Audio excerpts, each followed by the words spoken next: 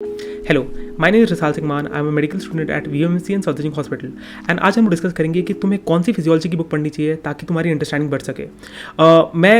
ये टॉपिक थोड़ा कंट्रोवर्शियल हो सकता है क्योंकि मैं जिन बुक्स के बारे में तुम्हें बोलने वाला हूँ कुछ लोगों ने पढ़ी है, मैंने भी पढ़ी है, but they are not the good books. देखो, फिजियोलॉजी की बुक्स ना दो टाइप की होती हैं। एक फॉरेन ऑथर बुक्स होती हैं और एक होती है हमारी इंडियन ऑथर की बुक्स। यूजुअली बच्चे क्या करते हैं कि फॉरेन ऑथर की बुक्स पढ़ते हैं ताकि वो कॉन्सेप्ट्स गेन करें, एंड वो इंडियन ऑथर की बुक पढ़ते हैं ताकि वो एग्जाम में लिख सकें। एंड मैं तुम्हें बताऊंगा यार कौन सी बुक मैंने फाइनली डिसाइड की कौन सी सबसे बेस्ट बुक है जो मैंने थर्ड ईयर में आके पढ़ी। फर्स्ट सेकंड ईयर में नहीं पढ़ी, थर्ड ईयर में आके पढ़ी, एंड देन आई रियलाइज कि this is the best book on physiology, क्योंकि बहुत सारे कॉन्सेप्ट जो मेरे पहले क्लियर नहीं थे वो मुझे थर्ड ईयर में आके क्लियर हुए। तो यूजली क्या होता है, जब हम लोग फर्स्ट ईयर में आते हैं तो फॉरेन ऑथर की दो बुक्स बहुत ज़्यादा लोगों को पता है, एक है गाइटन एंड एक है गिनोंग। अब गाइटन में मैं तुम्हें बताता हूँ, देखो दोनों अच्छी बुक्स हैं, पर मैं तुम्हें बता देता हूँ मैं ये दोनों बुक्स तुम्हें क्यों नहीं करनी। तो देखो, बहुत सारे कॉन्सेप्ट्स उसमें दिए हुए हैं जो तुम्हें एज अ मेडिकल प्रोफेशनल कभी काम नहीं आएंगे, ठीक है, जो तुम अपनी day to day practice, diagnosis practice, ये सब चीज़ों में कभी यूज़ नहीं करोगे। तो बहुत सारी चीज़ें एक्सपेरिमेंटली दी होती हैं उस बुक में, एंड क्या होता है कि तुम उन चीज़ों को पढ़ते रहते हो, पर ये चीज़ें ना तुमसे कभी पूछी जाती, ना तुम्हारे कभी काम आएंगी। तो क्या होता है, तुम्हारा टाइम वेस्ट होता है। एंड क्योंकि इन्फॉर्मेशन इतनी वास्ट है इस फिजियोलॉजी की बुक में, इन्फॉर्मेशन इतनी वास्ट है कि मैं बता रहा हूँ, बहुत सारे बच्चे जो थर्ड ईयर फोर्थ ईयर में आए होंगे, ठीक है, अभी पहुँचे होंगे, इनको बहुत सारी चीज़ें याद ही नहीं होंगी कि गाइडन में क्या दिया हुआ था, ठीक है, क्योंकि कॉन्सेप्ट्स इतने अच्छी तरह इंटीग्रली क्या कहते हैं ना, अच्छी तरह बताए नहीं गए थे, कुछ बहुत सारे डिटेल में थे, एंड क्या कहते हैं, अच्छा एक वर्क फ्लो नहीं था इस सारे कंटेंट का। तो मैं बता रहा हूँ कि even if you make good notes from Guyton, बहुत सारे बच्चे क्या कॉन्सेप्ट्स थे, क्या थे, पूरा फ्लो क्या था, थर्ड ईयर फोर्थ ईयर में आते भूल जाते हैं। एंड मैं क्या बोलता हूँ, उन चीज़ों को पढ़ने का कोई फ़ायदा नहीं है जो तुम बाद में जाके रिवाइज ना कर पाओ। एंड एक पूरी बुक रिवाइज कर पाना या पूरे उनके नोट्स रिवाइज कर पाना अपने फाइनल ईयर में, या जब तुम अपने एंट्रेंस एग्जाम्स की प्रिपरेशन कर रहे हो, इस सब चीज़ों में बहुत सारी मुश्किल हो जाती हैं इन सब चीज़ों की। तो मैं गाइडन एज अ क्या कहते हैं फर्स्ट ईयर स्टूडेंट तुम्हें रिकमेंड नहीं करूँगा पढ़ने के लिए। सेकेंड आ जाती है गिनोंग। अब गिनोंग में प्रॉब्लम क्या है यार, कि ये ऑलरेडी मान के चलते तुम्हें सारी फिजियोलॉजी आती है, ठीक है। तो मैंने, जैसे मैं अपना एक्सपीरियंस बताता हूँ, मैंने अपने फर्स्ट ईयर में 3 बुक्स ली थी, एकेजन, गाइटन एंड गिनोंग, ठीक है। तो मुझे क्या कहते हैं गाइटन भी पढ़नी पड़ती थी क्योंकि इसमें थोड़े बहुत सारे कॉन्सेप्ट्स थे, गिनोंग में कॉन्सेप्ट्स नहीं थे बहुत सारे, क्योंकि वो मान के चलते तुम्हें आते थे। तो अब मुझे गिनोंग भी करनी पड़ती थी। अब गिनोंग क्या है, ये रिव्यू बुक्स हैं, ठीक है। Ganong, Guyton is a text book, Ganong is a review book, ठीक है। ये ऑलरेडी मान के चलते तुम्हें सब चीज़ें आती हैं। तो जब तुम गिनोंग में पढ़ रहे होंगे ना, तुम्हें लगेगा यार ये वर्क फ्लो मैच नहीं कर रहा, ठीक है, सारे कॉन्सेप्ट्स नहीं बताए गए हैं, ठीक है। एंड तुम्हें लगेगा कि यार तुम पढ़ तो रहे हो, ठीक है, पर रिटेंशन नहीं है, क्योंकि एक वर्क फ्लो को जो मैनर होता है ना, कि सपोज तुम एक पैराग्राफ लिख रहे हो, एक स्टोरी लिख रहे हो, ठीक है, तो तुम्हें एक कंटिन्यूटी चाहिए होती है, तो वो तुम्हें इसमें गिनोंग में नहीं मिलती है। एंड तुम बस इन्फॉर्मेशन ग्रास्प कर रहे होते हो, ठीक है, मोस्टली अपने एग्जाम की क्या कहते हैं, जो अपनी प्रॉफ की तैयारी के लिए तुम इन्फॉर्मेशन सिर्फ ग्रास्प कर रहे होते हो, पर तुम्हारे कॉन्सेप्ट्स इतने अच्छे नहीं बनते, ठीक है। एंड मैं बता रहा हूँ, फिजियोलॉजी में ऑफकोर्स थोड़ा रट्टा है, but it's more about concepts, ठीक है। एंड जो बुक तुम्हारे कॉन्सेप्ट्स को अच्छी तरह क्लियर नहीं कर पाए, वो बुक किसी काम की नहीं है। अब बात करते हैं यार इंडियन ऑथर की बुक्स। इंडियन ऑथर्स की बुक मैंने देखी है कि यार हम लोग सिर्फ ना एग्जाम के लिए दे सकते हैं, जो हमारे प्रॉफ के एग्जाम होते हैं या हमारे सेंटअप के एग्जाम होते हैं, सिर्फ इनके लिए अच्छे हैं। क्यों? क्योंकि बहुत सारे फेमस इंडियन ऑथर्स की बुक है, मैं सबके नाम नहीं बोलूँगा, बट तुम्हें पता चल जाएगा अगर तुम अपने कॉलेज में किसी भी कॉलेज में पढ़ रहे होंगे, तुम मोस्टली एग्जाम्स के लिए यूज़ कर रहे होंगे। इनको तुम ना एज पढ़ने के लिए नहीं ले सकते। मैं तुम्हें रीज़न बताता हूँ, क्योंकि जब तुम इनको पढ़ रहे होते हो ना, तो देखो इंडियन ऑथर्स की मेरे को प्रॉब्लम क्या लगती है कि they don't create their own content, they just borrow the content from other authors, international authors। तो मैं क्या कहता हूँ, मैं इंडियन ऑथर की एक बुक पढ़ रहा था अपने प्रॉफ एग्जाम के लिए। तो क्या था, एक लाइन थी गाइटन से एंड नेक्स्ट लाइन थी गिनोंग से, ठीक है। अब इस चीज़ में प्रॉब्लम क्या है, तुम जब कोई भी टॉपिक पढ़ रहे हो अपने समझने के लिए, तो तुम चाहते हो कि एक वर्क फ्लो हो ना, वो एकदम स्मूथ हो। पर क्या होता है, अगर तुम्हारे कॉन्सेप्ट तुम लोगों ने, अगर किसी ने टॉपिक्स या पैराग्राफ किसी और बुक से निकाले हुए हैं, तो क्या होता है, एक वर्क फ्लो नहीं बैठता, एंड तुम्हारी रिटेंशन पावर कम हो जाती है, ठीक है। तुम पढ़ रहे हो, पर तुम देख रहे हो यार ये लाइन और ये नेक्स्ट लाइन है, ये सेंस मेक नहीं कर रही है, कोई कंटिन्यूटी नहीं है, इस पैराग्राफ और नेक्स्ट पैराग्राफ में कोई कंटिन्यूटी नहीं है, तो तुम्हारी रिटेंशन, तुम्हारी अंडरस्टैंडिंग कम हो जाती है। तो तुम you are just reading it for writing it in exams. तो एज सच क्या कहते हैं, तुम्हारा कुछ भला नहीं हो रहा होता उन बुक्स को पढ़ के।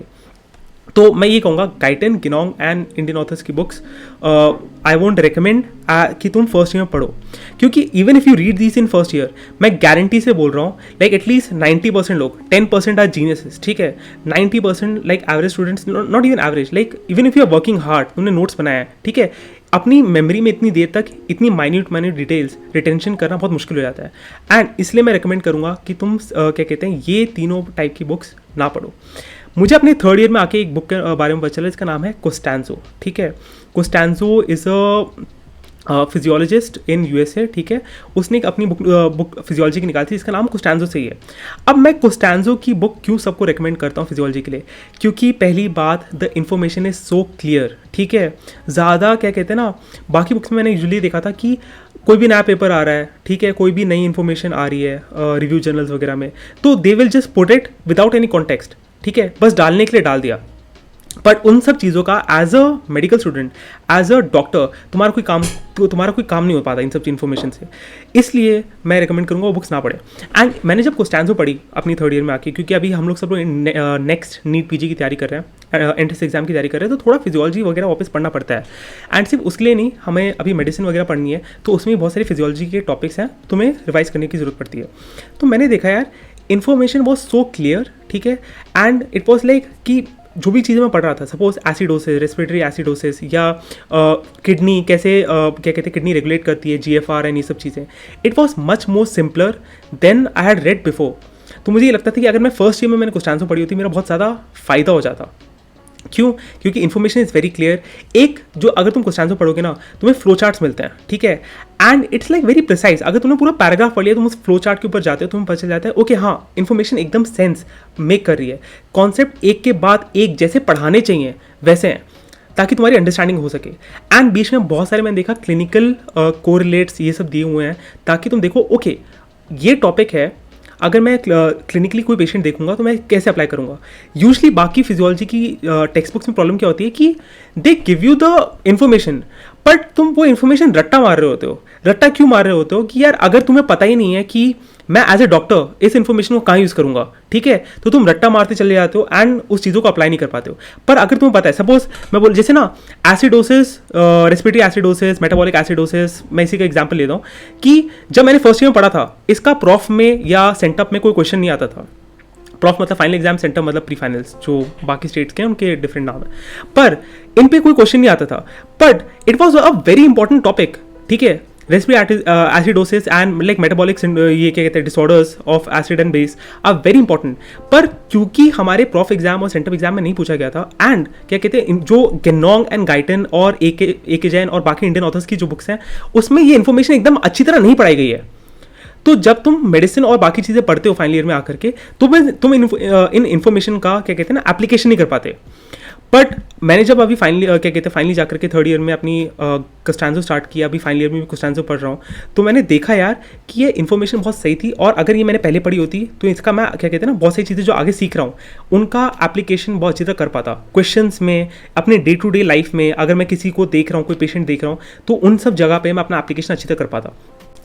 एक चीज़ जो मैंने देखी है ना इंडियन ऑथर्स की बुक्स में, तो मुझे लगता है कि ना फिजियोलॉजी की ये जो बुक लिखी हुई है, ये उनने अपने लिए लिखी हुई है, ठीक है, क्योंकि वो स्टूडेंट्स को ध्यान में नहीं रखते कि स्टूडेंट्स को क्या रिक्वायरमेंट है। हम जब फिजियोलॉजी पढ़ना स्टार्ट करते हैं फर्स्ट ईयर में आकर के, वी आर ब्लैंक, ठीक है, बहुत सारी चीज़ें हमें नहीं पता, हम अभी स्टार्ट ही तो करें फिजियोलॉजी पढ़ना।